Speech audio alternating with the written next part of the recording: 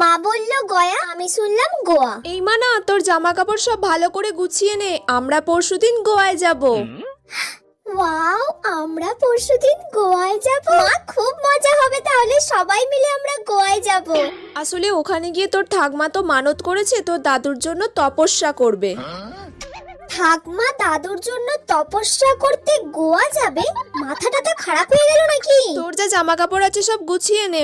ও মা, আমার সব গোছানো কমপ্লিট। বাবা, গোছানো হয়ে গেল এক্ষুনি? কি কি জামা কাপড় নিলি? 3টে ওয়ান পিস নিয়েছি, 2টো শর্টস নিয়েছি, ব্যাস এইগুলোই নিয়েছি। এই মেয়েটার কি মাথাটা তা খারাপ হয়ে গেছে নাকি? ও গয়ায় যাবে, গয়ায় গিয়ে শর্টস পরবে, ওয়ান পিস পরবে। এই সব জামা কাপড় তুই কেন নিয়েছিস? গয়াতে গিয়ে তুই শর্টস পরবি, ওয়ান পিস পরবি? তোর মাথাটা তা খারাপ হয়ে গেছে নাকি? গয়া? আমি তো ভাবলাম গোয়া।